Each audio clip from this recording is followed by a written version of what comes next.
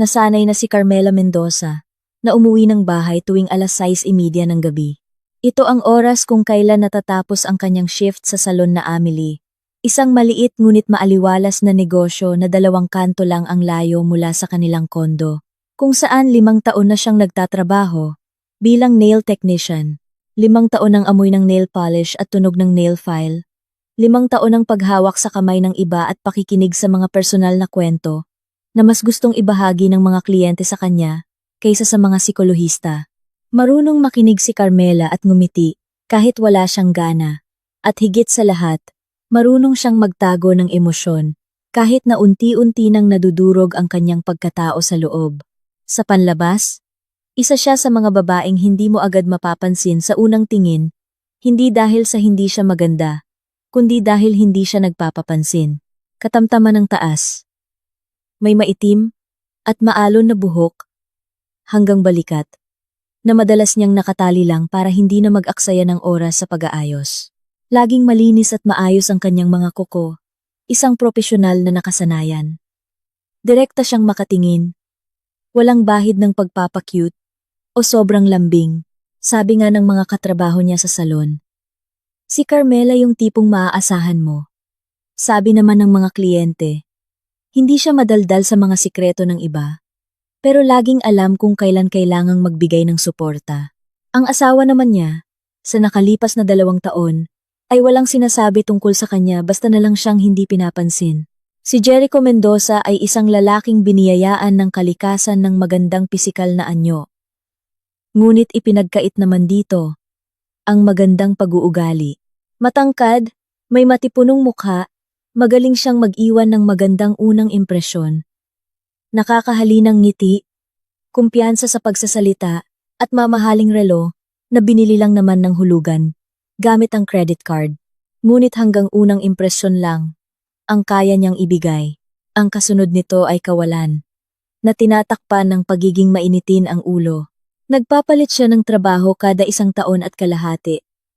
Laging sinasabi na hindi raw siya pinapahalagahan ng kumpanya at madalas nasasangkot sa mga alanganing negosyo kasama ang mga barkada niya. At sa bawat pagkakataon, si Carmela ang nag-aahon sa kanilang pamilya mula sa pagkakabaon sa utang. Tahimik lang, walang panunumbat. Kinukumbinsin niya ang sarili na ganito talaga ang buhay mag-asawa, ang magtiis at kumapit. 2 beses pa lang niyang nakita si Valerie Cruz. Ang una ay aksidente, 8 buwan na ang nakakalipas. Nang sunduin niya si Jericho mula sa isang corporate Christmas party, at napansin niya ang isang hindi kilalang babae na masyadong matagal na nakahawak sa siko ng kanyang asawa habang nagpapaalam. Ang pangalawa ay sa isang litrato sa cellphone ni Jericho na aksidenteng bumukas nang pakiusapan siya nitong sagutin ang isang tawag. Wala siyang sinabi noon, ibinaba niya lang ang telepono sa mesa nang nakataob ang screen at lumabas sa balkonahe. Tumayo siya roon sandali. Bumalik sa loob at naghanda ng hapunan. Nagpapalipas lang siya ng oras. Dahil natatakot siya. Hindi kay Jericho. Matagal na siyang hindi natatakot sa asawa. Natatakot siyang sirain ang tinatawag ng kanilang 9 na taong gulang na anak na si Maya na pamilya natin. Mahal ng bata ang ama nito. Sa kabila ng lahat, at hindi kayang burahin ni Carmela iyon, sa pamamagitan ng isang desisyon. Sa isang gabi noong buwan ng Setyembre, naglakad siya pa uwi ng mas mabilis kaysa sa karaniwan. Sumasakit ang kanyang likod. Dapat ay nakauwi na si Maya mula sa eskwelahan ng 3:00 at nakatawag pa si Carmela sa kanya ng 4:00 para siguraduhing ayos lang ang lahat. Medyo kakaiba ang sagot ng anak niya, maiikling pangungusap, halos walang emosyon. Ngunit inisip na lang ni Carmela na pagod ito dahil sa exam sa math. Hindi niya inakalang walang katahimikan nasasalubong sa kanya ngayong araw. Hindi nakalak ang pinto ng kanilang kondo. Hindi lang basta hindi nakalak. Ang kandado ay binuksan mula sa labas gamit ang isang susi. Huminto si Carmela ng 1 segundo. Kinapa sa bulsa ng kanyang jacket ang sarili niyang susi. Nasa kanya ito. Ibig sabihin, may gumamit ng reserbang susi. Si Jericho o sinumang binigyan niya nito. Pumasok siya. Ang nakita ni Carmela sa sala ay hindi maunawaan ng kanyang isip sa unang ilang segundo. Tila tumatanggi ang kanyang utak na tanggapin ang eksena bilang totoo. Sa gitna ng pasilyo ay nakabukas ang kanyang malaking maleta. Ang parehong maleta na ginamit nila noong nagbakasyon sila sa Palawan 3 taon na ang nakararaan ang huling bakasyon nila bilang pamilya. Noong umaasa pa siyang maayos pa ang lahat. Nakabukas ang maleta at may isang babaeng nakayuko rito. Hindi si Jericho, kundi isang babae. Si Valerie Cruz ay isa sa mga uri ng tao na marunong umangkin ng espasyo ng iba, na parang sa kanila ito noon pa man. 25 taong gulang, matangkad, may kumpiyansa sa bawat galaw, at may mahaba at nakalugay na itim na buhok. Walang pagmamadali siyang nagtutupi ng mga damit ni Carmela sa maleta, isang salansan ng mga blusa mula sa itaas na estante ng kabinet. Ang organizer mula sa banyo, na hindi niya alam kung bakit nandoon na rin. Ginagawa niya ito, ng kalmado, halos sistematiko, na para bang nag-aayos lang siya ng sarili niyang aparador para sa pagpapalit ng panahon. Nandito ka na pala, sabi ni Valerie nang hindi lumilingon. Mabuti yan, ikaw na kumuha ng iba pang hindi ko pa nailalagay. Hindi gumalaw si Carmela sa kanyang kinatatayuan. May isang bagay sa loob niya. Ang parehong instinct na naghihiwalay sa mga taong marunong mabuhay sa mga hindi, na nag-utos sa kanyang tumayo lang, manood, at huwag sumigaw. Sa wakas, lumingon si Valerie. Sa mukha niya ay mababakas ang isang espesyal na ekspresyon ng pagmamataas na makikita lang sa mga taong nakakasigurong hindi sila mapaparusahan. Huwag kang mag-alala masyado. Mag-iiwan kami ng pera para sa unang buwan. Makakapangupahan kayo ng anak mo ng maliit na apartment pansamantala. Wika niya. At sa gilid ng kanyang labi, ay sumilay ang isang ngisi. Hindi kayo pababayaan. Kami na bahala. Sinabi niyang kami. Dahan-dahang inilipat ni Carmela ang kanyang paningin sa dulo ng pasilyo. Sumilip si Jericho mula sa kwarto ng isang segundo. Hindi higit pa roon. Nagtagpo ang kanilang mga mata. At agad itong umatras pabalik, na parang hindi asawa ang nakita, kundi isang estranghero, na wala siyang sasabihin. Hindi man lang siya sumubok na magsalita, nagtago lang siya, at sa katahimikang iyon, sa duwag niyang pag-atras, ay naroon na ang lahat ng kailangan niyang malaman, tungkol sa lalaking nakasama niya sa loob ng 10 taon. 23 taong gulang na si Carmela. At ang huling 10 taon nito ay iginugol niya sa lalaking ito. Naalala niya kung paano sila nagkakilala sa kaarawan ng isang kaibigan, kung paanong nakakatawa at medyo nag-aalangan pa ito noon. At siya, bilang isang tanga, inisip na ang pag-aalangan ay tanda ng sinseridad. Sa lahat ng taon na iyon, siya ang umahon sa kanya sa mga utang. Sumuporta sa kanya, kahit 2 trabaho ang kuhanin nito. Ipinanganak ang anak niya, at pinatawad ang kanyang pananahimik, at pagiging malamig. At ngayon, nakatayo ito sa likod ng pinto, at nagtatago ng tingin, habang isang estrangherong babae, ang inilalagay ang kanyang buhay sa loob ng isang maleta. Ma, tahimik ang boses, halos hindi marinig. Ibinaba ni Carmela ang kanyang paningin. Nakatayo si Maya sa hamba ng pinto ng kwarto ng bata. Maliit sa kanyang uniporme, na hindi pa niya nagawang palitan. 9 na taong gulang. Mga matang kulay kape, gaya ng kay Carmela. At ngayon, mayroong isang bagay sa mga matang iyon na nagpabara sa lalamunan ng isang ina, hindi takot. Seryoso. Ang uring iyon ng seryosong hindi pangbata na lumilitaw. Kapag naiintindihan nila, nasira na ang mga matatanda. At kailangan kong magpakatatag.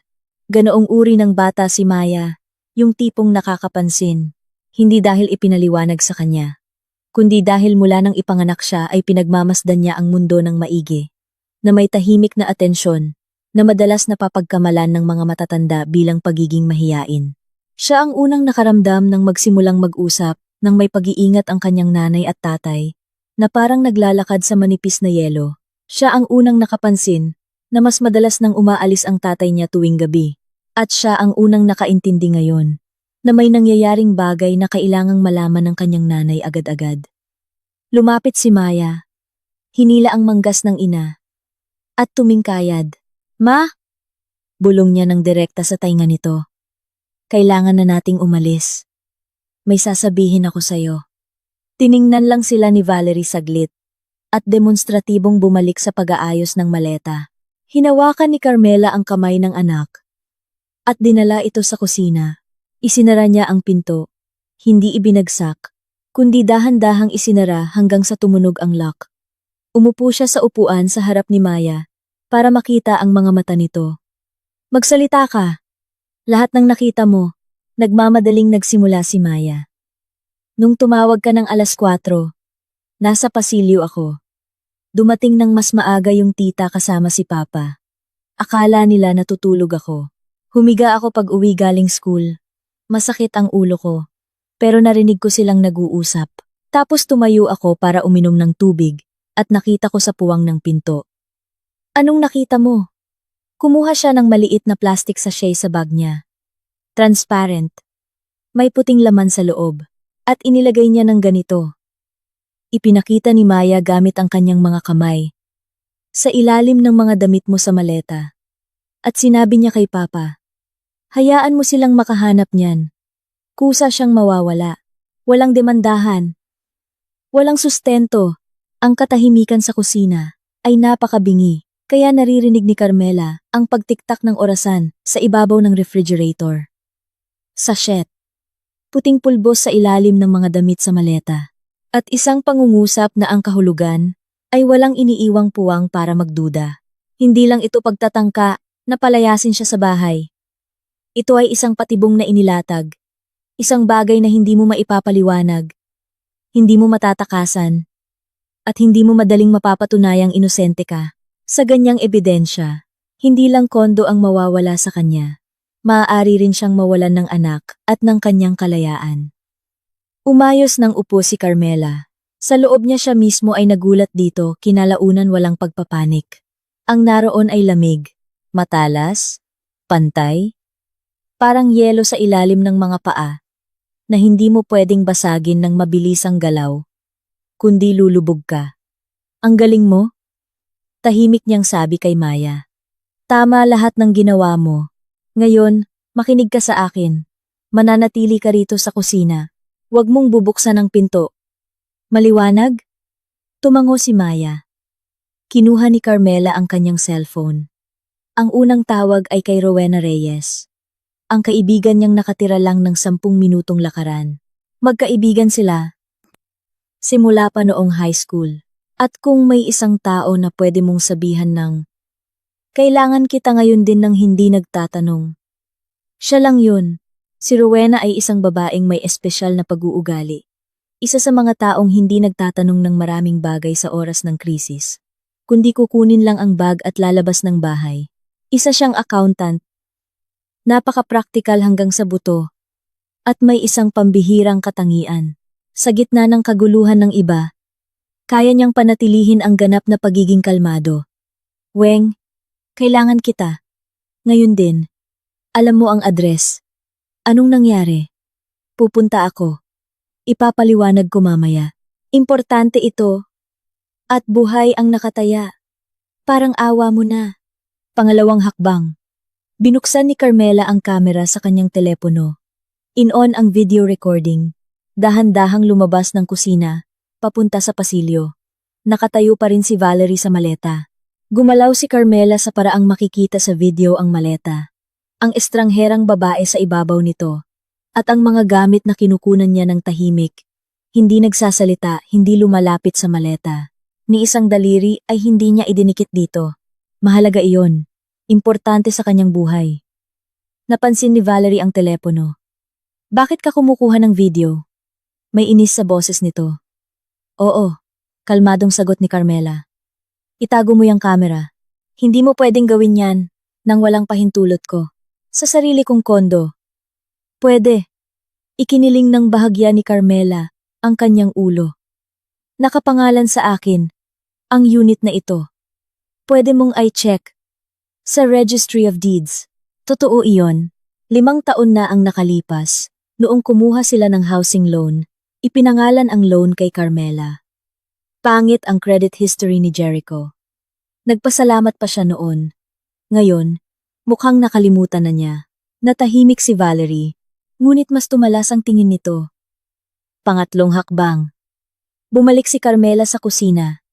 Isinara ang pinto at nagdial ng 911. Magandang gabi.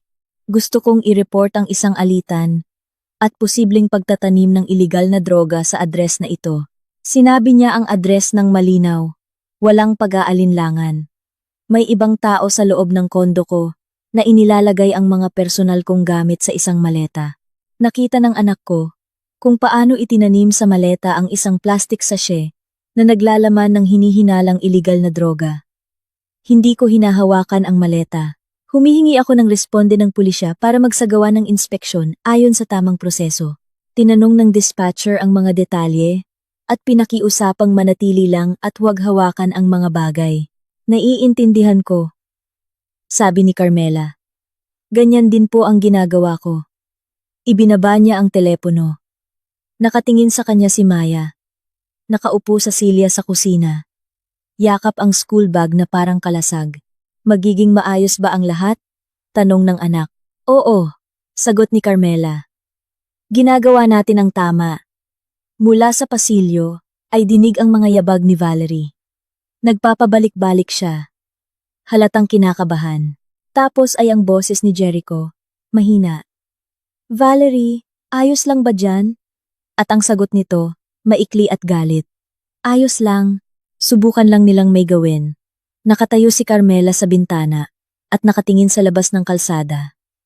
Sa ibaba, may sumarang pinto ng jeepney. Sa kabilang kanto, may asong humihila sa tali ng may-ari nito. Ang buhay sa labas ay nagpapatuloy sa karaniwang agos nito. Walang kamalay-malay na dito. Sa ika-4 na palapag, ngayon mismo, ay nagdedesisyon kung siya ba ay mananatiling malaya o hindi. Naisip niya na malamang ay nakasiguro na si Valerie sa plano. Papasok si Carmela. Makikita ang maleta. Magmamadaling aayusin ang mga gamit. Makikita ang sachet o hindi. At pagkatapos ay may makakahanap nito sa tamang pagkakataon. O kaya ay maiintindihan ni Carmela ang lahat. Matatakot at aalis ng tahimik. Walang kaso, walang habol sa kondo, walang sustento, o di kaya'y magsisigaw, magbabanta, at magkakaroon ng dahilan para tumawag ng pulis laban sa kanya. Eskandalo, nervous breakdown, wala sa sarili. Wala ni isa sa mga opsyong ito. Ang pinili ni Carmela. Makalipas ang 20 minuto, tumunog ang intercom. Si Rowena. Pagkaraan ng 30 minuto, isang sasakyan ng pulis ang huminto sa harap ng building. Hinawakan ni Carmela si Maya sa kamay. Lumabas ng kusina at binuksan ang pintuan palabas. Napalingon si Valerie mula sa maleta. Sa unang pagkakataon ngayong gabi, lumitaw sa mukha nito ang isang ekspresyong hindi kumpiyansa o pagmamataas. Ito ay takot. At napansin ito ni Carmela. Tatanim niya ito sa kanyang isipan. Dahil ang sandaling iyon ang sandali, kung kailan naiintindihan ng kalaban, na nagkamali siya ng kalkulasyon, ay naging sapat na kapalit para sa lahat ng lamig at pagpipigil sa sarili na ginawa niya sa nakalipas na kalahating oras. Sa pintuan ay lumitaw ang isang opisyal ng pulisya na nakauniporme. Sa likod niya ay isa pa, at sa tabi nila ay ang hinihingal na si Rowena na may hawak na telepono, na nakasabay lang mismo ng pagdating ng mga pulis. Pumasok siya kasama nila. Tumayo ng bahagya sa likuran at tahimik na inilibot ang matalim na paningin ng isang taong agad na nakaintindi. May napakaseryosong nangyayari dito. Sino ang may-ari ng unit na ito? Tanong ng unang opisyal. Ako, sagot ni Carmela ng kalmado. Handa na akong ipaliwanag ang lahat. Si Sargento Ricardo Ramos ay isa sa mga pulis na hindi nadadaan sa iyak, sigaw o pamimilit. 41 taong gulang. Malaki ang pangangatawan. May maikling gupit na buhok na may hibla na ng puti. Ang kanyang mukha ay sarado, propesyonal na neutral. Isa sa mga taong hindi nagpapakita ng simpatiya o panghuhusga ng mas maaga sa dapat. Pumasok siya sa kondo ng una, mabilis na iginala ang tingin sa sala. Ang maleta, nakabukas, puno ng gamit.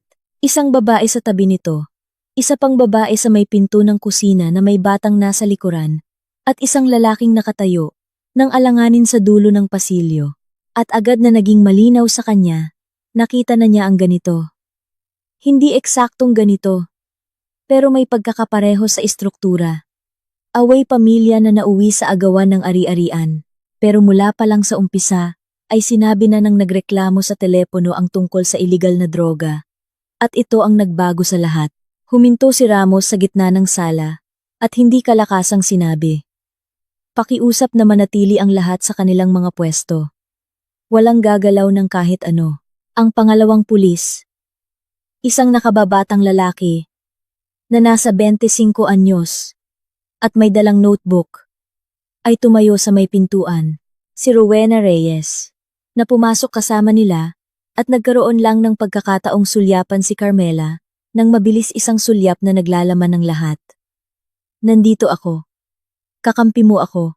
Magsalita ka ay umatras sa gilid ng pader. At nanahimik. Naintindihan niya na hindi pa niya oras. Humarap si Ramos kay Carmela. Kayo po ba ang tumawag? Ako ang may-ari ng kondo na ito. Ang housing loan ay nakapangalan sa akin. Nagsalita siya ng malinaw. Walang pagmamadali. Walang labis na emosyon. Ngayon, pag-uwi ko galing trabaho bandang 6:30, naabutan ko ang isang ibang tao sa loob ng kondo ko. Itinuro ni Carmela si Valerie.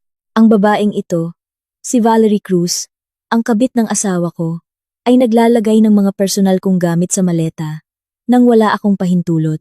Bago kayo dumating, hindi ko ginalaw o nilapitan man lang ang maleta.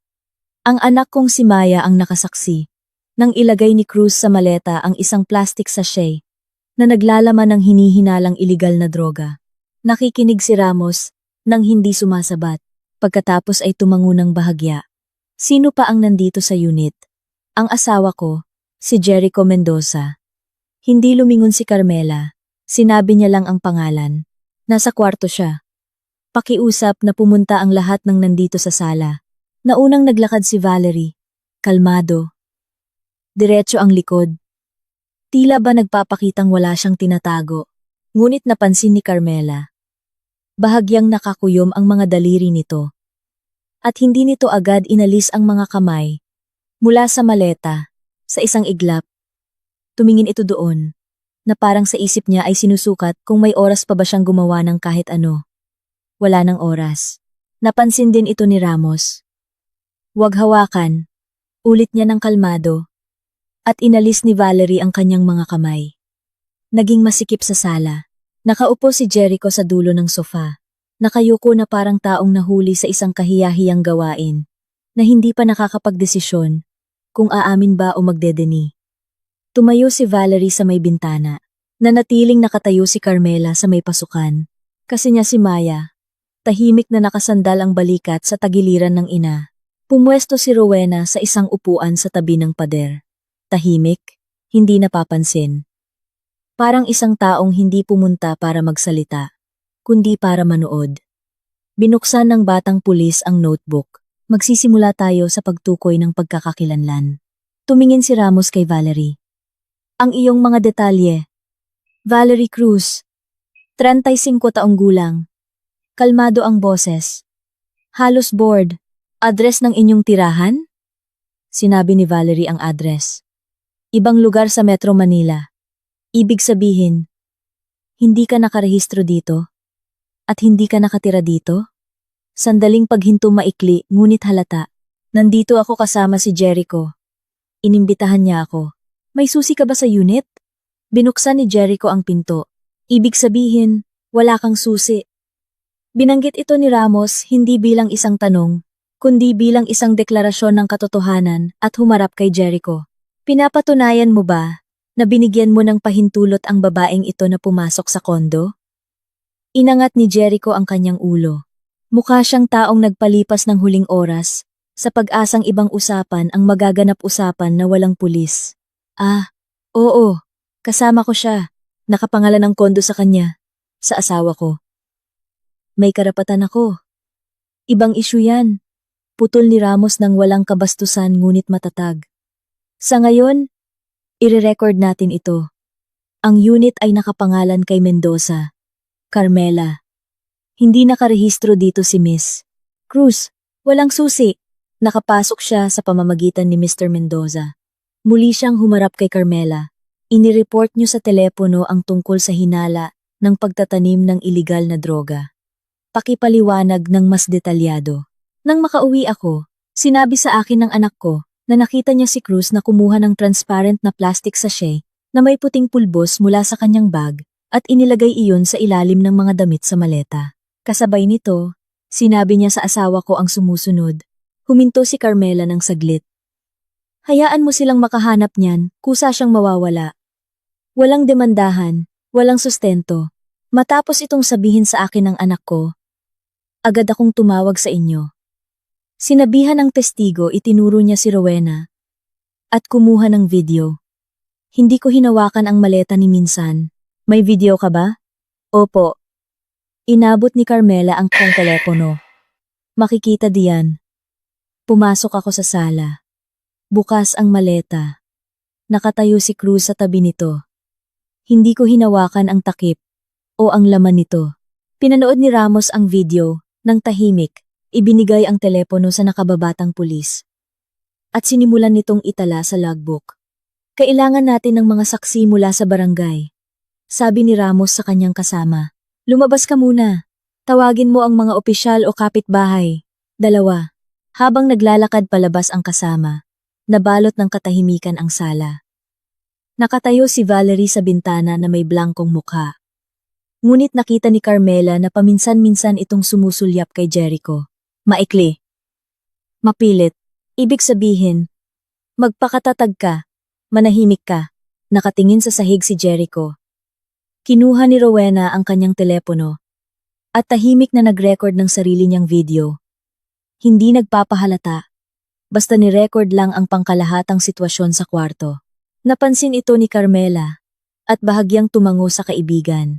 Ilang minuto ang nakalipas ay bumalik ang nakababatang pulis kasama ang 2 tanod ng barangay, isang matandang opisyal at isang nakababatang lalaki na, base sa itsura, ay kakagaling lang sa pagpapatrolya. Ipinaliwanag sa kanila ang papel bilang mga saksi at inalok na pumirma sa inventaryo. Pareho silang pumayag. May halong kuryosidad, ngunit walang maraming tanong. Uumpisahan na natin ang pag-inspeksyon sa maleta. Inanunsyo ni Ramos. Ang maleta ay pagmamay-ari ng nagrereklamo. Opo. Sabi ni Carmela. Sa iyo ang mga gamit sa loob? Opo. Hindi ko sila inayos. Inayos ito ni Cruz nang wala ako. Nagsuot ng guwantes si Ramos. Tumayo ang nakababatang pulis na may hawak na notebook. Ang mga saksi mula sa barangay sa magkabilang gilid na may sapat na distansya. Binuksan ang maleta. Sa ibabaw ay nakapatong ang mga damit. Nakatupi ng maayos. Halos maingat. Eksakto sa kung paano tinutupi ang mga damit. Kapag gusto mong magmukhang natural ang lahat. Sistematiko. Hindi nagmamadali. Sinimulang isa-isahin ni Ramos ang mga laman. Bawat patong. Tahimik. Sa sala ay walang maririnig, kundi ang kaluskos ng tela at ang mahinang langit-ngit ng sahig sa ilalim ng paa ng mga saksi. Nakita ang sachet sa 2 layer sa ilalim ng patong ng damit, nakasiksik sa gilid ng maleta, transparent, nakaselyo, kasing laki ng palad. Sa loob ay may puting pulbos. Itala ito, sabi ni Ramos sa kanyang kasama. Kinuha ang sachet gamit ang tiyani. Inilagay sa isang espesyal na ebidensya na sobre. Sinelyuhan. Isinulat ang petsa, oras, at address. Pumirma ang mga saksi mula sa barangay. Isinulat ng nakababatang pulis ang lahat sa ulat. Pakisulat din sa ulat. Kalmadong sabi ni Carmela, na ang nagrereklamo ay hindi hinawakan ang maleta bago dumating ang rumesponding pulisya, at na ito ay pinatutunayan ng video at ng pahayag ng saksi. Tumingin si Ramos sa kanya hindi nang may gulat, kundi nang may propesyonal na paggalang na lumilitaw para sa mga taong alam kung ano ang kanilang kailangan. Mailalagay ito, sabi niya. Si Valerie. na sa buong oras ay nakatayo sa bintana, ay biglang bumuntong hininga ng malalim. Siya mismo ang naglagay niyan dyan. Malakas na sinabi niya, "Inaayos ko lang ang mga gamit," gaya ng ipinakiusap ni Jericho. "Wala akong ideya kung anong sachet yan. Baka matagal na yan dyan." Dahan-dahang humarap sa kanya si Ramos. "Ibig sabihin, iginigiit mo na hindi mo inilagay ang bagay na ito sa maleta?" "Siyempre. At bago pa simulan ang pag-inspeksyon, nasa loob na ng maleta ang bagay na iyon. Hindi ko alam kung kailan yan napunta diyan. Kung gayon, pinapayagan mo ba ang posibilidad na naroon na iyon bago ka pa dumating?" Sandaling napatigil si Valerie. Naintindihan niya ang bitag. Kung sasabihin niyang oo, ibig sabihin ay nasa maleta na ang droga noong wala pa si Carmela sa bahay. Kaya ang may access lang dito ay siya. Kung sasabihin niyang hindi, ibig sabihin ay alam niyang wala ito roon bago siya dumating, na nangangahulugang alam niya kung paano ito napunta doon. "Hindi ko alam," ulit niya. Pero wala na ang dating kumpiyansa. May hindi maunawa ang ibinulong si Jericho sa sofa. Tumingin sa kanya si Ramos. "May gusto ka bang sabihin?" "Wala," sabi ni Jericho, nakatingin sa sahig. "Kung ganoon, hinihiling ko sa'yo at kay Miss Cruz na magbigay ng sinumpaang salaysay." Tumango si Ramos sa kasama. Mga form. Isinulat nila ang kanilang salaysay ng magkahiwalay. Bawat isa sa magkabilang kanto ng kwarto. Mabilis magsulat si Valerie. Mariin. Parang nagagalit sa papel. Si Jericho naman ay mabagal. Ilang beses humihinto. Dahan-dahang kinakagat ang takip ng ballpen. Ibinigay ni Carmela ang kanyang salaysay ng pasalita na itinatala ng pulis. Itinala ito ng kasamahan. Sa ulat ng eksakto. Nagsalita siya ng diretso. Walang drama kung anong oras siya umuwi. Anong nakita niya. Anong sinabi ng anak niya. Anong mga hakbang ang ginawa niya. Ano ang hindi niya hinawakan. Walang labis na salita. Walang anumang akusasyon na hindi kayang patunayan. Nagbigay din ng pahayag si Rowena. Dumating siya matapos tawagan ng kaibigan. Pumasok sa building kasabay ng mga pulis. Nakita ang nakabukas na maleta. At nakitang hindi hinawakan ni Carmela ang maleta. Mula noong dumating siya sa kondo. "Itatala rin natin ang inyong mga detalye," sabi ng pulis kay Rowena, at mahinahon nitong idinikta ang mga detalye ng kanyang ID, tulad ng isang taong walang tinatago. Nang matapos itala at pirmahan ang lahat ng paliwanag, madilim na sa labas. Ang mga ilaw ng poste ay sumisinag sa bintana ng sala. Nakatulog si Maya sa silya. Nakaupo. Yakap ang mga tuhod sa kanyang dibdib, at walang naglakas loob na gisingin siya, kahit si Valerie, na ilang beses na sumulyap sa bata, na may partikular na ekspresyon, na makikita sa mga taong nagsisimulang maintindihan, na ang isang maliit na saksing hindi inaasahan, ay naging isang malaking problema. Ibinigay ni Ramos ang mga dokumento sa folder, at tumingin kay Valerie, kaugnay ng pagkakatuklas sa ebidensya. Magkakaroon ng investigasyon. Sa ilalim nito, aalamin ang pinagmulan ng bagay na ito. Ipinapayo ko sa lahat ng sangkot na huwag lisanin ang lungsod at laging panatilihing bukas ang linya ng komunikasyon. "Anong investigasyon?" Umayos ng tayo si Valerie. "Wala akong ginawa. Hindi niyo man lang alam kung ano ang nasa loob ng sachet na yan. Eksakto kaya dadaan ito sa laboratorio," sabi ni Ramos, nang walang emosyon. Hanggang sa lumabas ang resulta, lahat ng anggulo ay titignan. Humarap siya kay Carmela. "Tungkol sa presensya ng hindi imbitadong tao sa iyong kondo, gagawa rin kami ng report. Ipinapayo ko na kumonsulta ka sa isang abogado." "Iniisip ko na po yan," sabi ni Carmela. Nang umalis ang mga pulis, dala ang nakaselyong sobre at mga nilagdaang ulat, naiwan ang kakaibang uri ng katahimikan. Sa kondo hindi tensyonado, kundi nakakasakal. Nakatayo si Valerie sa gitna ng sala, at tiningnan si Carmela na parang ngayon niya lang ito nakita ng totoo. "Iniisip mo ba na tama lahat ng ginawa mo?" Sa wakas, ay tahimik niyang sinabi, halos walang emosyon. "Oo, tama ang lahat ng ginawa ko," sagot ni Carmela. "Hindi pa ito ang katapusan." "Hindi nga," pagsang-ayon ni Carmela. Hindi katapusan, pero ang simula ay pabor na sa akin. Lumapit siya sa Silya. Dahan-dahang ginising si Maya at hinawakan ang kamay nito. Tara na anak, sabi niya sa kanyang anak. Matutulog ka muna kina Tita Weng ngayong gabi. At lumabas sila ng sala. Hindi na lumilingon. Naglakad sa tabi niya si Rowena. Magkadikit ang balikat. Sa likuran nila ay naiwan si Jericho, na hindi man lang inangat ang tingin. At si Valerie, na sa unang pagkakataon ngayong gabi, ay hindi alam kung ano ang susunod na gagawin. Ang gabi sa bahay ni Rowena ay lumipas ng halos walang tulog. Mabilis nakatulog si Maya. Kinukuha ng katawan ng bata ang pahinga nito. Kahit na gumuho na ang mundo ng mga matatanda. Ngunit si Carmela ay nakaupo sa kusina ng kanyang kaibigan hanggang 2:00 ng madaling araw. Nakatingin sa iisang tuldok sa checkered na mantel ng mesa. Hindi nang usisa si Rowena. Umupo lang siya sa tabi. Paminsan-minsan ay nagbubuhos ng kape sa tasa, sa paraang kayang manahimik lamang ng mga taong napakalapit sa isa't isa, na naiintindihan na. Sa ngayon, hindi kailangan ng salita. Nagsalita si Carmela mismo. Hindi agad.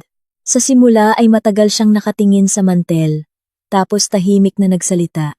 Inakala ko na ang pinaka nakakatakot na bagay ay ang malaman ang tungkol kay Valerie, na niloloko niya ako.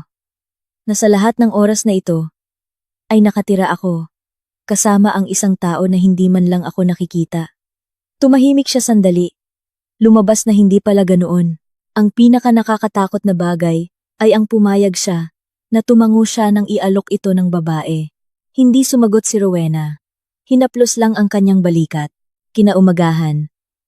Habang kumakain si Maya ng champorado at nanonood ng cartoon sa tablet, tumawag si Carmela sa isang law firm. Ibinigay ni Rowena ang numero.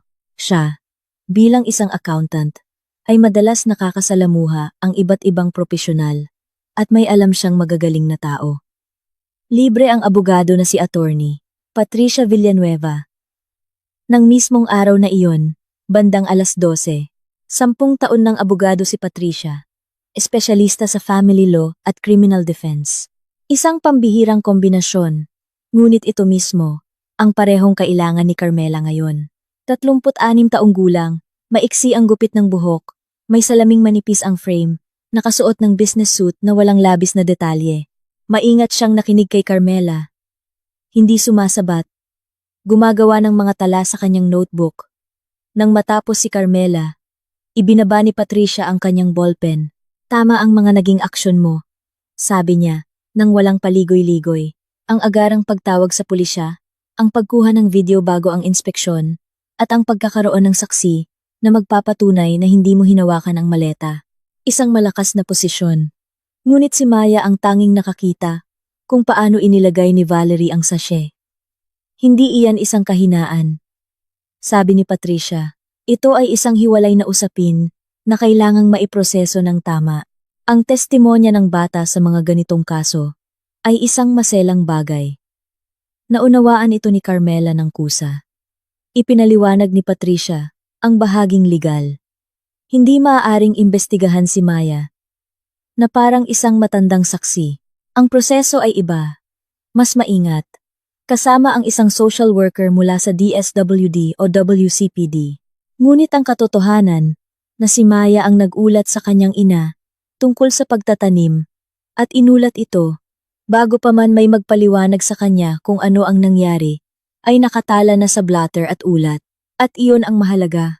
Ang isang 9 na taong gulang na bata ay hindi maaaring malaman kung ano mismo ang ibig sabihin ng transparent na sachet na may puting pulbos, sabi ni Patricia.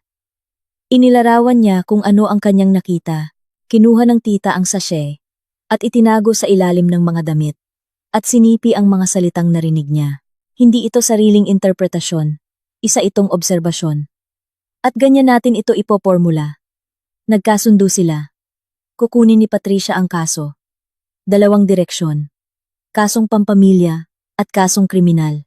Sa pampamilya, legal separation, annulment, sustento, at kustodiya na nagtatakda ng lugar ng tirahan ni Maya kasama ang ina. Sa kriminal, pagprotekta kay Carmela, mula sa anumang posibleng pagtatangkang ipasa sa kanya ang responsibilidad sa nahanap na droga at kaalinsabay, ay ang pangangalap ng ebidensya laban kay Valerie. Habang hindi pa handa ang resulta ng laboratorio, maghihintay tayo, sabi ni Patricia. Pero simula ngayon, ay bubuuin na natin ang ating linya ng depensa. Kinabukasan, araw ng Biyernes, nakipag-ugnayan si Attorney Patricia sa investigador na may hawak ng mga materyales tungkol sa pagkakatuklas ng iligal na droga. Isang babaeng nasa 40 anyos ang investigador.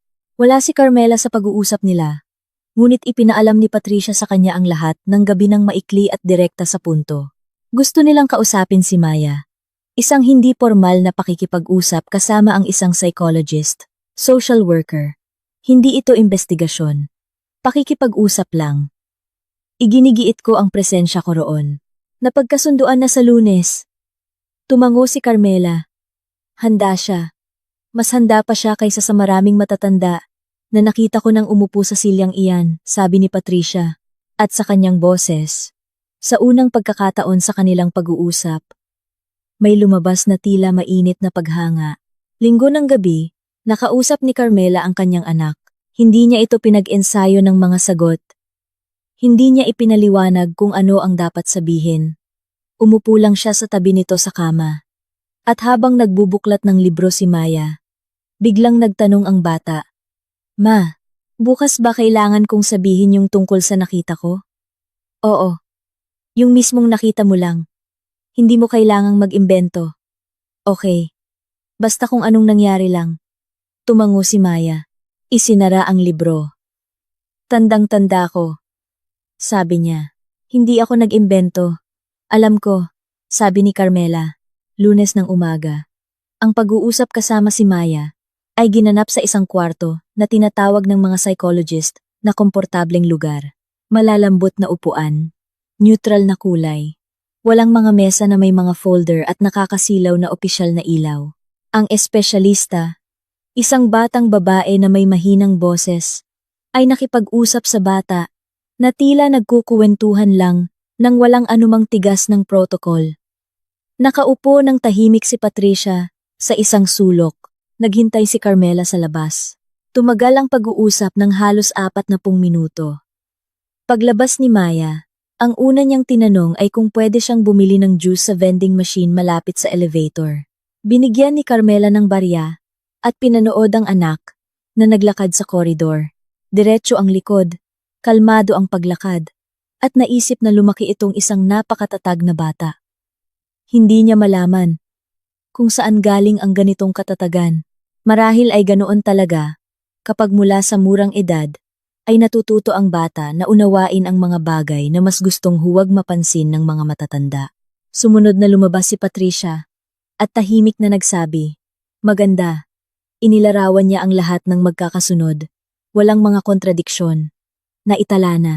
Nakita ng bata ang ginawa, inilarawan ang bagay. Binigkas muli ang mga salitang narinig niya sa oras ng insidente. Ang susi doon ay hindi niya alam at hindi niya posibleng maintindihan ang kahulugan ng nangyayari. Inilarawan lang niya ang katotohanan. Gumagana ito pabor sa atin. Samantala si Jericho, na naiwan sa kondo kasama si Valerie, ay nagsisimulang maunawaan na ang sitwasyon ay lumagpas na sa mga hangganan ng kanyang inakala. Inaasahan niya ang isang simpleng senaryo. Matatakot si Carmela at aalis. Ang isyu tungkol sa kondo ay mareresolba ng tahimik, walang eskandalo. Nakumbinsi siya ni Valerie na iyon ang pinakamabuti, para sa lahat mabilis at walang korte. Naniwala siya. Palagi siyang naniniwala. Sa mga taong nagsasalita, nang may kumpiyansa, iyon ang kanyang pinakamalaking kahinaan. Mas nakakasira pa kaysa sa kanyang karuwagan. Ngunit ngayon ay mayroong pulisya, blotter, nakaselyong sobre na may sachet, laboratorio, at isang abogadong hindi pa niya nakikita, ngunit kinatatakutan na niya. At higit sa lahat, ang kanyang 9 na taong gulang na anak ay nakaupo sa harap ng investigador at isinasalaysay ang mismong nakita nito. Tumawag siya kay Carmela noong Martes ng umaga. Sinagot niya ang tawag. "Carmela!" Panimula niya. At ang boses niya ay tulad ng sa mga taong gustong magmukhang kalmado ngunit gumuho na ang loob nila. Kailangan nating mag-usap. Walang mga abogado. Lahat ng pag-uusap natin ay idadaan sa abogado, sabi ni Carmela. Carmela, teka lang, gusto ko lang sabihin na. Tumigil siya ng ilang segundo. Masyado nang lumayo ito. Hindi ko inakalang ganito ang mangyayari. Alin ba ang hindi mo inakala? Tanong niya ng direkta. Natatawag ako ng pulis? O na makikita ito ni Maya? Hindi siya sumagot. Jericho, sabi ni Carmela. At sa kanyang boses ay walang galit, kundi pagod. At ang kakaibang linaw na dumarating. Kapag nakapagdesisyon na ang isang tao, at hindi na nangangailangan pa ng patunay. Maaari mo siyang pigilan, anumang oras bago niya ilagay ang sachet na iyon. Pwede mong sabihin na, hindi mo sinabi. Pinatay niya ang tawag. Habang si Valerie naman, ng oras na iyon, ay bumubuo ng sarili niyang linya ng depensa. Sigurado siya. Bata pa ang bata. Hindi matatag ang pahayag. Papatunayan ng abogado na may napagkamalan lang ang bata o inimbento. Ang saksi, ang kaibigan ni Carmela, ay isang taong may pinapanigan. Nakita lang sa video na nakatayo si Valerie sa maleta. Pero hindi na may inilalagay siyang kahit ano roon. Ibig sabihin, walang direktang ebidensya. Ibig sabihin, kaya niyang manalo. Ngunit may isang bagay na hindi naisip si Valerie. Siya ang uri ng tao na mabilis mag-isip, ngunit mas mabilis pa rito ang kanyang pananalita. At sa mga lumipas na araw, ay nakapagsalita siya ng mga labis na bagay ng higit sa isang beses. Noong Biyernes ng gabi, nang umalis na ang pulisya, nag-text siya kay Carmela. Isang maikling mensahe na ipinadala. Tila ba sa sandaling nanaig ang galit kaysa sa pagkalkula. Akala mo mas matalino ka sa lahat. Sinabi ko sa'yo aalis kayo. Ibig sabihin aalis kayo. Ang sachet na yan ay simula pa lang. Binasa ni Carmela ang mensahe. Nag-screenshot kasama ang oras, petsa, at pangalan ng nagpadala. At ifinorward kay Patricia. Tumawag si Patricia pagkalipas ng 10 minuto. Napakahalaga nito. Isinulat niya ang sachet. Ibig sabihin ay alam niya kung anong eksaktong bagay ang pinag-uusapan. At sa bersyon niya, wala siyang ideya kung ano iyon o kung saan galing. Ito ay isang direktang kontradiksyon. Itatala natin ito. Nagawa ko na, sabi ni Carmela. Mabuti. Huwag ka nang mag-reply pa sa mga mensahe niya. Hayaan mong magsulat siya. Bawat salita ay gagana laban sa kanya. Kaalinsabay nito ang pag-usad ng kwento kay Jericho. Nagbigay siya ng paliwanag sa investigador noong Huwebes. At batay sa mga nalaman kalaunan, ang kanyang mga paliwanag ay hindi nagpakita ng anumang pagiging pare-pareho o nakakumbinsi. Una niyang iginiit na tinutulungan lang siya ni Valerie na mag-ayos ng mga gamit at hindi hinawakan ang maleta nang wala siyang kaalaman. Pagkatapos, nang paalalahanan siya na hindi tugma ang kanyang mga sariling salita dito, ay naitama niya. Hindi niya binantayan ang bawat kilos ng babae. Pagkatapos ay idinagdag niya na posibleng may inilagay nga ito. Ngunit hindi niya inakalang seryoso ito. Itinala ng investigador ang lahat ng 3 bersyon. 3 bersyon ng isang tao, patungkol sa iisang pangyayari. Hindi ito pagkalito. Ito ay kasinungalingan sa proseso ng pagguho. Nalaman ito ni Valerie noong Biyernes ng gabi. Mismong si Jericho ang nagsabi sa kanya. Malamang umaasa sa kanyang suporta. Sa halip na suportahan siya, nagwala ito. Narinig ng mga kapitbahay. Sa kabilang dingding ang sigawan. Kalaunan. Ay nabunyag ito. Dahil ang kapitbahay mula sa 3rd floor yung mismong opisyal ng barangay, nasaksi sa inspeksyon ng maleta, ay nabanggit ito sa isang hindi sinasadyang pakikipag-usap sa pulis na naka-assign sa kanila. Gumawa ng tala ang pulis. Sa pagtatapos ng unang linggo, mula sa gabi ng Setyembreng iyon, nagsimula ng mabuo ang larawan. Hindi pabor kay Valerie, ang kanyang bersyon. Wala akong alam. Nagtutupi lang ako ng damit. Ay gumuho na sa lahat ng anggulo. Ang mga kontradiksyon sa pahayag ni Jericho, ang sarili niyang text message na bumanggit sa sachet, ang sunod-sunod na kwento ni Maya. na naitala ng isang propesyonal na social worker. Ang agarang aksyon ni Carmela, na hindi man lang ginalaw ang maleta at sa unang minuto pa lang ay sumunod sa tamang proseso ng batas.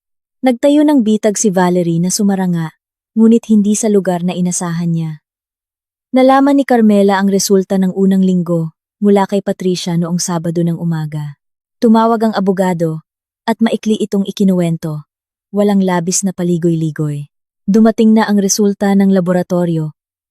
Nang mas maaga kaysa inaasahan, kumpirmadong iligal na droga ang nasabing ebidensya. Ang investigasyon ay lilipat na sa aksyon. Sa pagsisiyasat, nagbabago ang status kay Cruz. Ano po ang ibig sabihin nun? Tanong ni Carmela. Ibig sabihin, hindi na lang siya isang simpleng saksi sa alitan. Ngayon, iba na ang mga itatanong sa kanya. Ibinaba ni Carmela ang telepono. Sa kabilang kwarto sa bahay ni Rowena, may iginuguhit si Maya. Dinig ang pagkuskos ng lapis sa papel. Sa labas ng bintana, ay sumisinag ang araw ng pagtatapos ng Setyembre. Kulay dilaw at medyo malungkot, parang huling init bago ang matinding pagbuhos ng ulan sa paparating na bagyo. Naisip ni Carmela si Valerie, hindi nang may galit. Nawala na ang galit sa isang gabi. Habang nakaupo siya sa harap ng lumamig ng kape, ang natira na lamang ay isang malinaw, halos kalmadong pag-unawa. Ang babaeng iyon ay labis na nagtiwala sa kahinaan ng iba. Kaya't lubos siyang hindi napaghandaan ang lakas ng kanyang kalaban. At napatunayang mas malakas si Carmela kaysa kay Valerie. Ibinagsak ang patibong. Nagsimula ang ingalawang linggo sa pagtawag ni Valerie kay Jericho noong linggo ng umaga at pakikipag-usap rito ng 40 minuto. Hindi na matandaan ni Jericho ng eksakto kung ano ang sinabi nito kinalaunan. Ganoon talaga kapag nakikinig ka sa isang taong sabay na nangungumbinsi, nagbabanta, at naguutos. At ang tatlong bagay na ito ay binibigkas sa iisang tono na walang patlang. Ang tanging natatandaan niya ay ang pangkalahatang ideya. Maging paninindigan sa bersyon. Huwag baguhin ang pahayag. Sabihin sa investigador na matagal na roon ang sachet, na hindi ito hinawakan ni Valerie, na bata pa si Maya, at baka nagkamali lang. Kung susuko siya ngayon, hinding-hindi niya ito mapapatawad kailanman. Nakikinig lang si Jericho at nanahimik. Iyon din ang kanyang katangian, ang manahimik kapag kailangan niyang magsalita at magsalita kapag kailangan niyang manahimik. Pagkatapos ng tawag, matagal siyang nakaupo sa kusina, nakatingin sa bintana. Sa labas ng salamin ay maingay ang komunidad. May mga batang naglalaro ng basketball sa kalsada. Tinataulan sila ng aso ng kapitbahay. May dumaan na sasakyan. Isang karaniwang buhay na hindi alam na siya ay nakaupo roon. Sinusubukang magdesisyon kung kaninong panig siya papanig. Hindi dahil sa konsensya. Matagal na siyang nahihirapan dito kahit bago pa ang pangyayaring ito. Dahil sa takot. Natatakot siya kay Valerie. Natatakot siya sa investigador at sa abogadong si Patricia Villanueva na nakita niyang sumulyap sa pasilyo ng law firm at tumingin sa kanya na tila alam na ang lahat tungkol sa kanya. Kasama na ang mga bagay na hindi pa niya tinatanggap sa sarili niya. At higit sa lahat, natatakot siyang tumingin sa mga mata ni Maya. Hindi dahil may gagawin ang bata o may sasabihing masama. Nasabi na niya kung ano ang nakita niya at hindi na ito mababago pa. Natatakot siya sa tingin ng anak niya. Ang tingin na ipinakita nito sa kanya noong gabing dumating ang mga pulis. Walang luha, walang sigaw. Tiningnan lang siya tulad ng pagtingin sa isang estrangherong unang beses nakita at hindi sigurado kung dapat bang pagkatiwalaan. Ang tingin na ito ay hindi naaalis sa kanyang isipan, araw man o gabi. Noong Lunes, dumating si Valerie sa investigador para sa pangalawang pag-uusap. Sa pagkakataong ito, kasama ang isang abogadong nakuha niya noong weekend. Ang abogadong ito ay isa sa mga kumukuha ng anumang kaso kapag nagbayad ka ng maaga at ibinase ang kanyang depensa sa nag-iisang materyal na magagamit niya pag-aalinlangan. Hindi maaasahan ang pahayag ng bata dahil sa edad nito. Ang saksing kaibigan ng nagrereklamo ay isang may pinapanigang tao. Ang video recording ay naitala lamang ang pangkalahatang sitwasyon at hindi ang partikular na aksyon ng pagtatanim. Maaaring napunta ang droga sa maleta sa anumang paraan, kabilang na ang pagiging pag-aari mismo ito ni Carmela. Nakinig ang investigador, tumango, sumulat, at pagkatapos ay naglatag ng printout ng screenshot ng palitan ng mensahe sa mesa. Mensahe ni Valerie kay Carmela. Ipinadala noong Biyernes ng gabi, ilang oras matapos umalis ang mga pulis. Akala mo mas matalino ka sa lahat. Sinabi ko sa'yo aalis kayo. Ibig sabihin aalis kayo. Ang sachet na yan ay simula pa lang. Binasa ito ng abogado ni Valerie. Tumahimik. Maaari itong ipaliwanag sa iba't ibang paraan. Maingat niyang sinabi. Ang salitang sachet, kalmadong sabi ng investigador, ay ginamit mismo sa parehong konteksto tulad ng lumalabas sa mga dokumento ng kaso. Iginiit ng kliyente mo sa kanyang salaysay na hindi niya alam ang tungkol sa sachet at hindi niya naiintindihan kung ano ang pinag-uusapan. Sumasalungat ang mensaheng ito sa mga ibinigay niyang pahayag. Nakaupo ng tuwid si Valerie. Hindi mabasa ang ekspresyon ng mukha ngunit masyadong pantay ang pagkakapatong ng kanyang mga daliri sa kanyang tuhod. Ganoon hawakan ng mga tao ang kanilang mga kamay kapag pilit nilang itinatago ang kaba. Iba ang ibig kong sabihin, sabi niya. Narinig ko yung tungkol sa sachet mula kay Jericho. Kinuwento niya matapos umalis ang mga pulis. Ibig sabihin, nalaman mo ang tungkol sa sachet mula sa partner mo, paglilinaw ng investigador, at hindi mula sa iyong sariling pag-obserba? Oo. Kung gayon, linawin mo kung ano ang eksaktong ikinuwento ni Mendoza sa iyo. Tahimik. Masyadong matagal para sa isang taong inuulit lang ang narinig niya, na may natagpo ang sachet ang pulisya sa loob ng maleta. Tinawag ba niya itong sachet mismo? Oo. Parang ganun na nga. Sa ulat na ginawa ni Sargento Ramos, ang ebidensya ay nakatala bilang isang plastic sachet, pakete. Magkaibang mga salita. Saan nanggaling sa mensahe mo ang partikular na salitang sachet? Ibinuka ni Valerie ang kanyang bibig. At muli itong isinara. Inilagay ng abogado ang kamay nito sa kanyang bisig. Isang tahimik na senyales. Manahimik ka. Pag-iisipan namin ang katanungang iyan at magbibigay kami ng nakasulat na sagot, sabi ng abogado. Tumango ang investigador at gumawa ng tala. Pagkatapos ng pag-uusap, lumabas si Valerie sa pasilyo at unang ginawa ay tumawag kay Jericho. Kalaunan nalaman ito ni Carmela. Mismong si Jericho ang nagkwento ng nakapagdesisyon na siya, na naging malaking kawalan sa kanya, ngunit posibleng nakapagligtas sa kanya sa higit na kapahamakan. Miyerkules. Sa 3 linggo mula sa gabi ng Setyembreng iyon, pumunta si Jericho Mendoza sa investigador. Nang walang pasabi, walang abogado, mag-isa, umupo siya sa upuan sa tapat. Inilagay ang mga kamay sa mesa at sinabi, "Gusto kong baguhin ang mga nauna kong pahayag." Binuksan ng investigador ang recorder. Binalaan siya sa responsibilidad ng pagbibigay ng maling pahayag o perjury. Tumango si Jericho sa bawat punto. Parang taong nakapagdesisyon na. At ngayon ay sinusunod na lang ang proseso. Dinala ni Valerie Cruz ang sachet. Sabi niya, "Nakita ko na yun sa bag niya bago pa man kami pumasok sa kondo." Sabi niya, para sigurado daw. Sakaling magmatigas si Carmela, o matakot at kusa nang umalis ng walang demanda, o kung hindi man mahanap ngayon, ay mahahanap na lang kapag kailangan. Tumahimik siya. Tinanong ko, "Paano kung seryosong kaso yan?" Sabi niya, "Hindi mo na yun problema. Ang mahalaga, sa atin mapupunta ang kondo." Pumayag ako. Hindi sana ako dapat pumayag. Sumulat ang investigador. Hindi nagmamadali. Walang komento. "Bakit mo binabago ang iyong pahayag ngayon?" Tanong niya. Nang tumahimik si Jericho. Tumingin sa kabilang direksyon si Jericho, tapos inikot ang ulo paharap sa investigador at sinabi, "Dahil ang anak ko ay nakaupo sa inyo at nagkwento kung ano ang nakita niya, at ako naman, sa buong oras na ito, ay pilit na ginagawang walang halaga ang mga sinasabi niya." Huminga siya ng malalim. "Hindi ko kayang mabuhay ng ganito. Ito marahil ang nag-iisang tapat na pangungusap na sinabi niya sa mga nakalipas na linggo. Nalaman ni Patricia ang mga bagong pahayag ni Jericho. Nang gabi ring iyon, pinaalam sa kanya ng investigador bilang abogado ng nagreklamo. Agad siyang tumawag kay Carmela. Nagbigay siya ng pahayag laban kay Valerie. Kinumpirma niya na intensyonal na dinala ang droga bilang patibong. At alam niya ito bago pa mangyari. Natahimik si Carmela ng ilang segundo.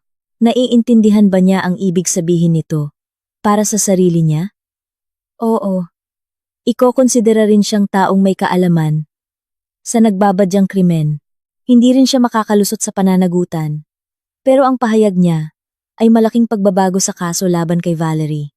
Mabuti, sabi ni Carmela. At wala nang iba. Hindi siya nakaramdam ng tagumpay. Hindi nakaramdam ng ginhawa. Sa halip, sa pagkakataong iyon, ay may ibang pakiramdam. Mahirap ipaliwanag. Isang pakiramdam na ang malaki at mabigat na sasakyan na pabilis ng pabilis patungo sa kanya ay nagsimula ng magpreno. Hindi pa humihinto, ngunit nagpepreno na. Nalaman ni Valerie ang mga pahayag ni Jericho noong Huwebes. Ang sumunod na nangyari ay tatawagin kalaunan ni Carmela na isang pagkakataon kung kailan nawawala sa isang tao ang huling bagay na nagpapanatili sa kanyang tamang pag-iisip. Tumawag si Valerie kay Carmela. Hindi nag-text, talagang tumawag 8:30 ng gabi. Hindi agad sinagot ni Carmela para may oras siyang i-record ito. Makinig ka sa akin ng mabuti, sabi ni Valerie. Ang kanyang boses ay pantay, ngunit sa ilalim ng pagkapantay na ito ay mayroong umuugong, parang kable ng kuryente, na may mataas na boltahe. Iniisip mo na panalo ka na. Wala kang napanalunan. Bumigay si Jericho dahil isa siyang duwag, pero hindi niyan mababago kung ano ang alam ko tungkol sa'yo. Ano bang alam mo tungkol sa akin? Kalmadong tanong ni Carmela. Alam ko na wala kang kahit ano kundi ang kondo na yan at yung trabaho mo sa salon. Alam ko na kumakapit ka kay Jericho dahil takot kang mag-isa. At alam kong inakala mo na walang makakahanap sa sachet sa tamang oras. Inisip mo makakaalis ka ng tahimik at walang mapapatunayan ang kahit sino. Tahimik! Hindi, sabi ni Carmela. Ikaw ang nag-isip na walang makakahanap sa sachet sa tamang oras. Hindi ako. Napakatindi ng katahimikan sa kabilang linya. Sapat na ang nasabi mo ngayon. Dagdag ni Carmela. Magandang gabi. Ibinaba niya ang tawag at agad na ipinadala ang recording kay Patricia na may maikling mensahe. Tumawag. Kalakip ang recording. Sumagot si Patricia pagkalipas ng 3 minuto. Perpekto. Siya mismo ang gumawa ng trabaho para sa atin. Sa tawag na ito, bumigkas si Valerie ng pangungusap na kung isasama sa chat at pahayag ni Jericho ay nagbibigay ng isang napakalinaw na larawan. Alam niya ang tungkol sa sachet. Alam niya na ng maaga. At sigurado siyang hindi ito makikita sa tamang oras. Ibig sabihin, ay umaasa siya sa ibang senaryo kung paano ito matutuklasan. At hindi sa nangyari. Para sa investigador, hindi lang ito isang madulas na dila. Ito ay isa pang brick sa pader ng mga ebidensya. Noong Biyernes ng umaga, muling ipinatawag si Valerie. Sa pagkakataong ito, mas mahigpit at mas maikli ang usapan at nagtapos sa hindi niya inaasahan. Opisyal na itinalaga sa kanya ang status bilang suspek. May sinasabi ang kanyang abogado tungkol sa proseso at mga karapatan. Tumango siya, ngunit ang mukha niya ay tila bumabagsak na ang lupa sa ilalim ng kanyang mga paa at wala na siyang makapitan. Hindi siya kinulong. Ang proseso ng kaso sa ngayon ay hindi pa humihingi ng pag-aresto, ngunit kinumpiska ang kanyang telepono upang pag-aralan ang mga mensahe at inatasan siyang hindi umalis ng lungsod. Nalaman ito ni Carmela kay Patricia noong mismong araw na iyon bandang tanghali. Suspect na ang status niya dahil sa possession at transport of illegal drugs, RA 9165. Maikling sabi ni Patricia, hindi pa ito ang katapusan. Pero malaking liko ito. Ang kaso ay patungo na sa direksyong nararapat dito. Nakaupo si Carmela Sa isang coffee shop, malapit sa salon, bumalik siya sa trabaho 3 araw na ang nakalipas. Dahil ang buhay ay hindi tumitigil, may naka-schedule na mga kliyente, at kailangan niyang kumita, anuman ang nangyayari sa bahay. Hindi nagtatanong ang kanyang mga kasamahan. Hindi siya nagkukuwento. At kapag may nagtanong, sumasagot siya ng maikli. Problema sa pamilya. Sapat na yon. Ininom niya ang kanyang kape at tumingin sa labas ng bintana. Isang babaeng may stroller ang naglalakad sa kalsada. 2 estudyante ang nagbibisikleta. Sa kanto, may isang babaeng nagtitinda ng sampaguita. Matatapos na ang Setyembre, ang hangin ay naging mas malamig dahil sa amihan. Ngunit mainit pa rin ang araw, at ang mga puno sa daan ay lunti-ang-luntian. Naisip ni Carmela na ganito rin ang itsura ng buhay niya ngayon. Hindi pa bago, pero nagbabago na. Hindi pa tuluyang nakabibitaw sa nakaraan. Ngunit hindi na nangangapit dito. Binayaran niya ang kape, lumabas ng tindahan, at naglakad pabalik sa salon. Pagkalipas ng kalahating oras, ay dumating ang kliyente niya. Manicure. Usapan tungkol sa mga bagay na hindi naman ganoon kahalaga. Sa gabi, susunduin niya si Maya kina Rowena at iuuwi sa kondo, kung saan hindi na makakapasok si Valerie kailanman. Pinalitan niya ang mga kandado pagka-uwi niya doon. Ito ang una niyang desisyon na hindi dahil sa takot, kundi dahil iyon ang nararapat. Dahil kanya ang kondo. Dahil kailangan ni Maya ng tahanan. Dahil ang bagong buhay ay hindi nagsisimula sa matatamis na salita, kundi sa konkretong aksyon. Pagpapalit ng kandado, pagtawag sa abogado, pagbalik sa trabaho, at mainit na kape sa gabi. Sa halip na malamig, kinagabihan noong Sabado, nakaupo sila ni Maya sa kusina sa sarili nilang kondo. Sa sariling kusina niya, na may bagong mga susi na nakasabit malapit sa pintuan. May iginuguhit si Maya, gamit ang colored pencils. May umiinit na sopas sa kalan. Amoy tahanan ang paligid. Ma, sabi ni Maya nang hindi humihiwalay ang tingin sa ginuguhit. Hindi na po ba uuwi si Papa? Tumahimik si Carmela. Pagkatapos ay sinagot, nakadepende yun sa maraming bagay. Pero makikita mo siya. Kapag maayos na ang lahat, tumango si Maya. Kumuha ng ibang lapis. Sige po, sabi niya. At nagpatuloy sa pagguhit. Tiningnan ni Carmela ang anak. At naisip na itong mismong ito. Ang sopas sa kalan. Mga lapis. Ang pagtango sa halip na pagluha. Ang siyang nagpapatunay na hindi na sayang ang kanyang desisyon na huwag sumuko noong gabing iyon, noong si Valerie ay nakatayo sa ibabaw ng nakabukas na maleta at lubos na naniniwalang panalo na siya. Nagkamali ng kalkulasyon si Valerie. Hindi sa maliliit na detalye, kundi sa mas mahalagang bagay sa tao. Mabilis pumasok ang buwan ng Oktubre. Sa isang araw nagbago ang temperatura. Naging maulap ang kalangitan at amoy ulan ang hangin.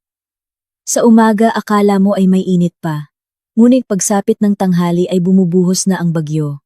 Kapag umaga, nagsusuot si Maya ng raincoat, at tuwing ipinapasok ni Carmela ang mga butones nito, iniisip niya, eto na ang tag-ulan. Inihain na niya ang papeles para sa annulment sa unang linggo ng Oktubre. Inihanda ni attorney Patricia na ang mga dokumento ng mabilis at malinaw.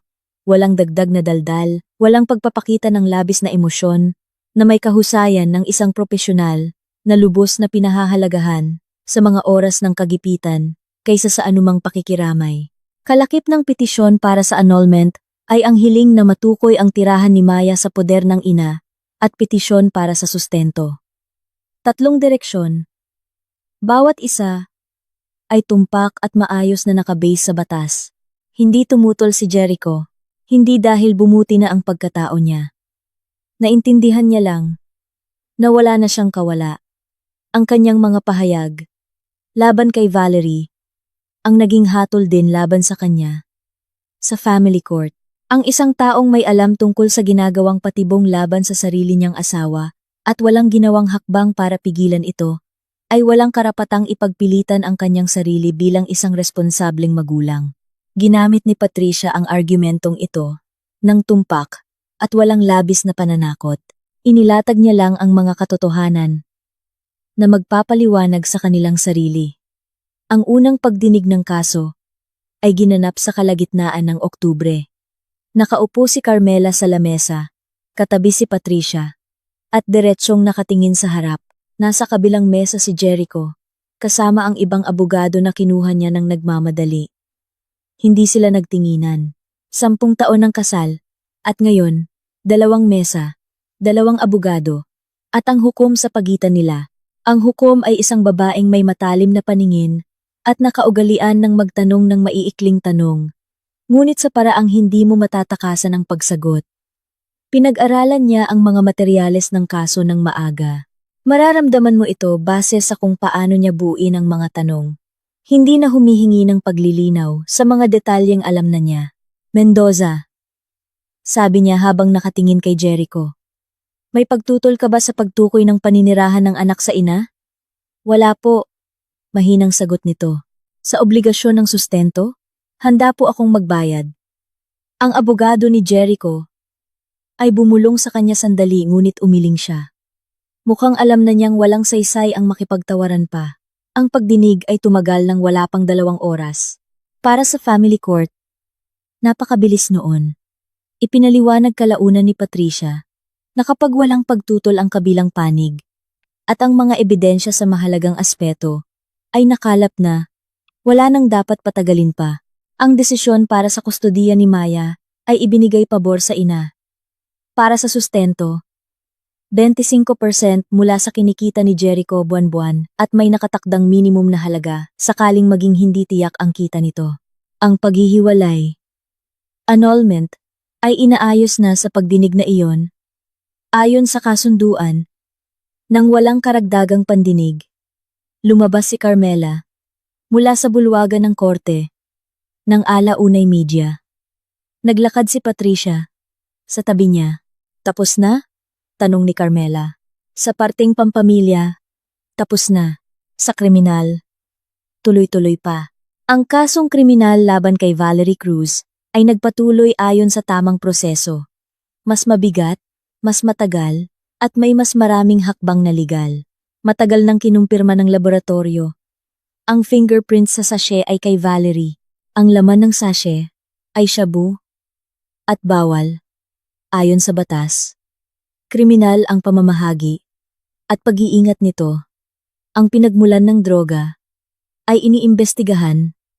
Nang hiwalay, nagtrabaho ang investigador sa direksyong ito, kumuha ng datos, pinag-aralan ang mensahe mula sa nakumpiskang telepono ni Valerie.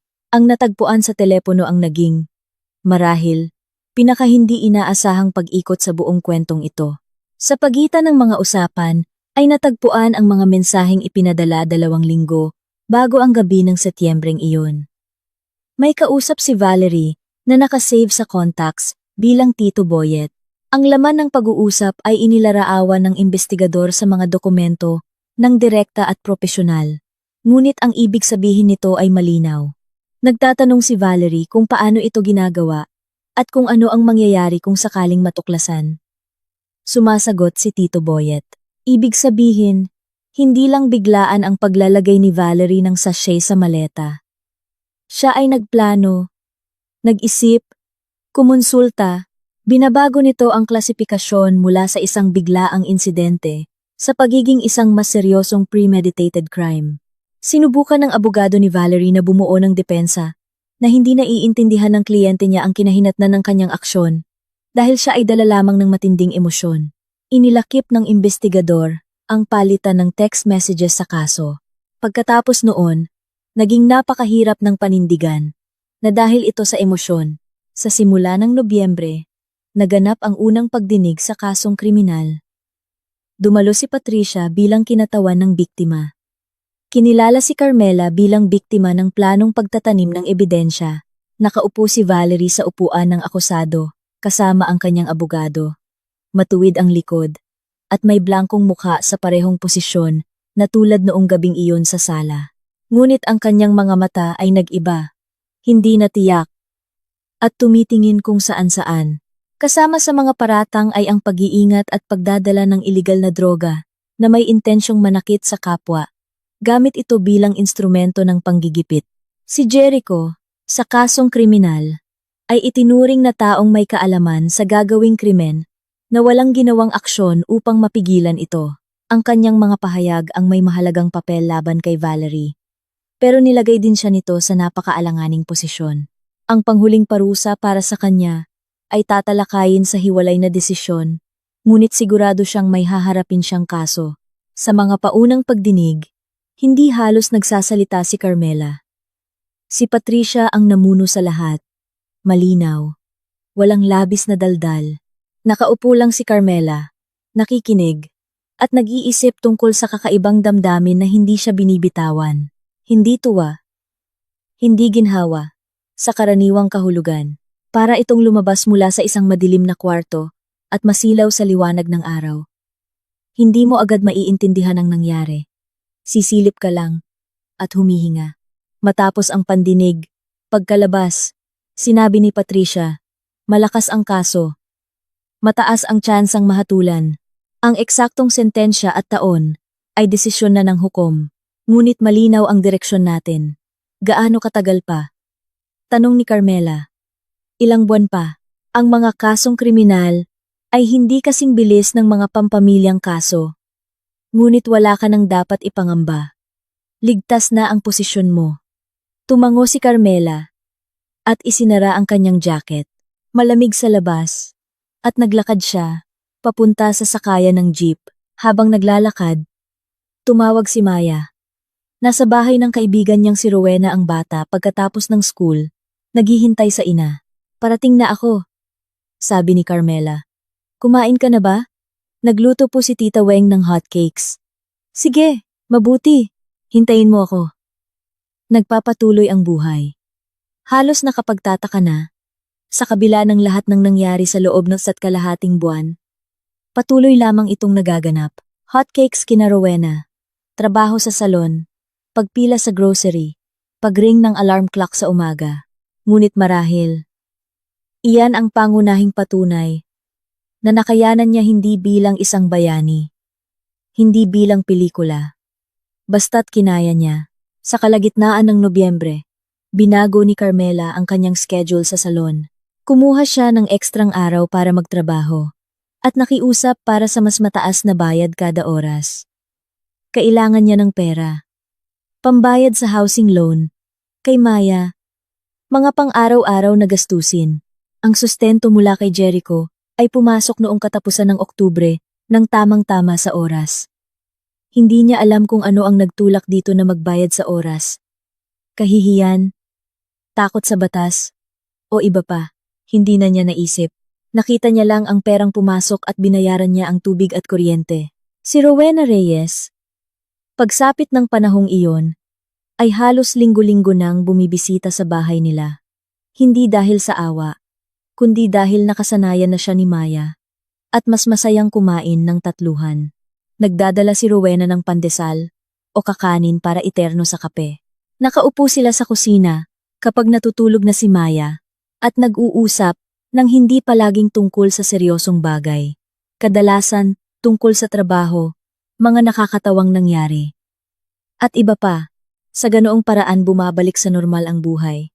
Hindi sa pamamagitan ng malalaking desisyon, kundi sa pamamagitan ng karaniwang mga gabi. Kapag pwede nang pag-usapan ang kahit na ano, minsan, noong dulo na ng Nobyembre, nagdala si Maya ng isang drawing para kay Carmela. Para po sa'yo, sabi niya. Sa papel ay nakaguhit ang isang bahay, gawa ng isang bata. Kwadrado, may tatsulok na bubong, bintana na may mga kurtina. Katabi ng bahay ay may nakatayong 2 hugis tao. Isang malaki, isang maliit. May buhok na itim at kulay kape ang malaking hugis. Masigasig itong kinulayan ni Maya ng brown na lapis. Sa ilalim ay nakasulat sa malalaking titik. Nandito na tayo sa bahay. Kinuha ni Carmela ang papel, tinitigan, at saka tumingin sa anak. Tumango si Maya, na may seryosong ekspresyon, na parang isang tao na natapos ang isang napakahalagang tungkulin at pumunta sa sariling kwarto.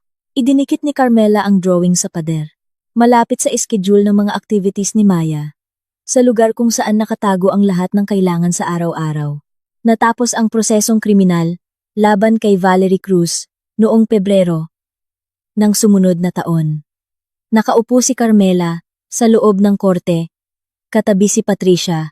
Maliit ang kwarto, formal, na may matataas na bintana at may watawat ng Pilipinas sa isang sulok.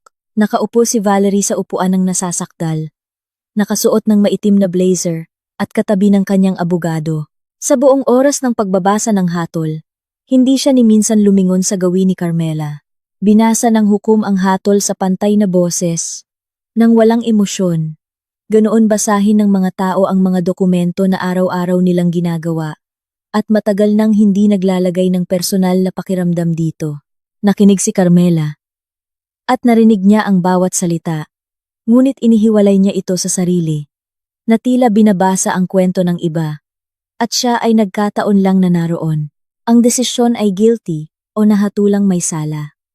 Si Valerie Cruz ay sinentensyahan ng higit sa 3 taong pagkakakulong, reclusion temporal, at dadalhin sa Correctional Institution for Women, CIW. Isinasaalang-alang ang mga sirkumstansya, premeditasyon na pinatutunayan ng mga text messages, at ang paggamit ng bawal na gamot upang intensyonal na sirain ang buhay ng iba. Hindi nakakita ng rason ang korte na ibigay sa kanya ang probation o suspendisyon ng hatol. Tahimik sa loob ng korte. May isinulat ang abogado ni Valerie. Hindi gumalaw si Valerie, ngunit bahagyang bumagsak ang kanyang mga balikat. Halos hindi mapansin, tulad ng isang tao na matagal nang lumalaban at sa wakas ay sumuko na. Lumapit si Patricia kay Carmela at bumulong. Tapos na. Uubra ang hatol pagkatapos ng apela kung meron man. Pero ang desisyon ng hukom ay nasa atin. Tumango si Carmela. Tumayo siya. Isinara ang kanyang jacket. At lumabas ng korte. Malamig ang pasilyo. Huminto siya sa may bintana. At tumingin sa labas. Kalsadang puno ng sasakyan. Asul na kalangitan sa Pebrero. Mga puno sa tabi ng daan. Mga taong naglalakad na walang pakialam sa kung anuman ang binasa sa loob ng kwartong kalalabas niya lamang. Sumunod na lumabas si Patricia. "Kamusta ka?" tanong nito. "Ayos lang po," sagot ni Carmela. At ito ay totoo. Hindi pagpapakatapang. Hindi pagbabalat kayo. Isang payak na katotohanan. Sabay silang lumabas ng gusali ng korte. At sa labas, kinamayan siya ni Patricia ng mabilis at mahigpit. Gaya ng pagkamay sa taong nakaabot hanggang dulo at hindi sumuko sa biyahe. Si Jericho pagsapit ng panahong ito ay nangungupahan ng isang one-bedroom apartment sa ibang bahagi ng syudad. Nakikita niya si Maya isang beses kada 2 linggo batay sa kasunduan. Ang mga pagkikita nila ay neutral. Sinusundo niya ito ng ilang oras, namamasyal, at saka iniuuwi. Hindi nagkukuwento ng detalyado si Maya sa mga lakad nila, at hindi na nagtatanong si Carmela. Bahagi rin ito ng bagong pamumuhay. Ang hindi na pakikialam, kung hindi naman nararapat. Pagsapit ng tag-init, nagpatala si Maya sa klase ng pagguhit. Nagkusang mag-enroll matapos purihin ng teacher ang drawing nito sa klase. In-enroll siya ni Carmela. Tuwing Sabado, sumasakay sila ng LRT at bumibiyahe hanggang sa kabila ng lungsod, at tinitingnan ni Maya ang bintana nang may seryoso at malalim na atensyon kung paano tumitingin ang mga taong may napakahalagang naiisip. Minsan, habang nasa loob ng LRT, nagtanong si Maya. Nag-isip si Carmela.